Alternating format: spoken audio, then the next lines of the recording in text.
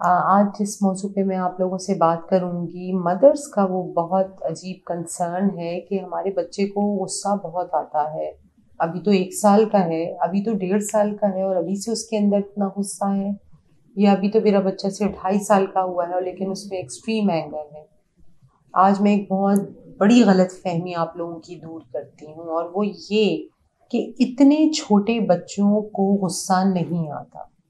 जो चीज़ हमें गुस्सा नज़र आ रही होती है एक्चुअली वो क्या होती है? वो होती है फ्रस्ट्रेशन।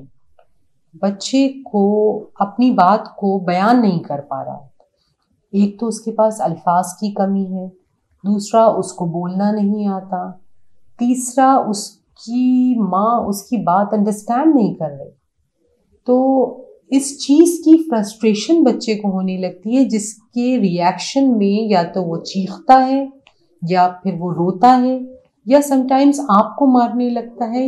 इस हद तक झुंझला जाता है कि वो आपको मारना भी शुरू कर देता है और हम ये समझते हैं कि बच्चे को गुस्सा आ रहा है। उसको गुस्सा नहीं आ रहा, उसको झुंझलाहट हो रही है, उसको फ्रस्ट्रेशन हो रही है कि ये मेरी बात समझ क्यों नहीं रही मेरी बात। अब सवाल यहाँ पे ये है कि फिर हम कैसे समझ सकते हैं और ऐसे बच्चों को डील कैसे किया जाए कि उनको उनकी बात को हमें समझ में भी आ जाए और बच्चे का जो जो फ्रस्ट्रेशन है वो भी ख़त्म हो जाए। जब बच्चा ऐसी कैफियत से गुजर रहा हो, उसको फ्रस्ट्रेशन हो रही हो, आप के समझ में ना आ रहा हो कि वो उस मोमेंट में क्या चाह रहा है, तो ऐसी सूरत में आप उसको ऑप्शंस देना शुरू कर दें। आप ऑप्शन से मतलब ये कि जो भी पॉसिबल रीजंस हो सकते हैं उसकी झुंझलाहट के या उसके रोने के, वो आप उसको देना शुरू कर दें। अच्छा, इसने ये चीज़ तुम्हारी ले ली है इसलिए तो रो रहे हो, तुम्हें बाहर जाना है, पानी चाहिए, बाबा के पास जाना है। ये सारे ऑप्शंस आपने उसको देने शुरू किए। मिसाल के तौर पर वो इसलिए रो रहा है कि वो अपने बाबा के पास जाना चाहता है, ये उसकी नीड है। तो अगर वो उस बात को कम्युनिकेट नहीं कर पा रहा मिसाल के तौर पे, तो आपने उससे सवालात करने शुरू किए।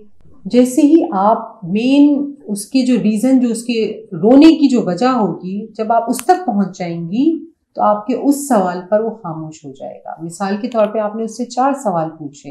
ये टॉय चाहिए, वो नहीं चुप हुआ। अच्छा, पानी चाहिए, वो फिर भी नहीं चुप हुआ। अच्छा, लड़ाई हुई है, वो फिर भी नहीं चुप हुआ। जैसे ही आपने कहा कि अच्छा बाबा के पास जाना है, उसको फौरन पता चल जाएगा कि माँ को पता चल गया मैं क्यों रो रहा हूँ। उसी वक्त उसको एक पॉज एक लगेगा, एक सेकंड का ही सही लेकिन एक ब्रेक लगेगा उसको। वही एक ट्रिगर पॉइंट होगा जिसको आप पकड़ लेंगे और आपको पता चल जाएगा कि इसको चाहिए क्या, ये क्यों झुंझला रहा है, ये क्यों रो रहा है। जिसको वो कम्युनिकेट नहीं कर पा रहा वो बात आप फौरन पिक कर लेंगी। तो उस ऑप्शन से आप उसकी जड़ तक पहुंच सकती हैं जो उसकी झुंझलाहट की बहुत बड़ी वजह है। आपके नज़दीक वो बहुत छोटी सी बात है लेकिन उसके लिए वो बहुत बड़ी बात। ये इंसानी फितरत है कि जैसे ही इंसान के को वो अल्फाज मिल जाते हैं उसकी फीलिंग्स को, उसका जो फ्रस्ट्रेशन का लेवल है वो ड्रॉप होता है, उसको थोड़ी देर के लिए सेटिस्फैक्शन मिलती है। तो वही चीज़ जैसे ही आपने ऑप्शंस देने शुरू किए जो कि उसकी रोने की पॉसिबल रीजंस हो सकते हैं, वो सारे आपने रीजंस उसके सामने रखे। उनमें से कोई एक रीज़न ज़रूर होगा जिसकी वजह से वो रो रहा होगा। तो आई होप कि आप इस चीज़ को अंडरस्टैंड कर रही होंगी कि बच्चे को गुस्सा नहीं आता, बल्कि बच्चा चूंकि अपनी बात बयान नहीं कर पा रहा होता जिसकी वजह से वो फ्रस्ट्रेट होता है और इसकी फ्रस्ट्रेशन को हम एंगर का नाम दे देते हैं। तो मुझे उम्मीद है कि आप इस चीज़ को भी अंडरस्टैंड करेंगी और इसके डील करने के तरीके को भी फॉलो करने की कोशिश करेंगी। पेशेंस की इसमें थोड़ी सी ज़रूरत है, उसको आप अपने साथ रखिए।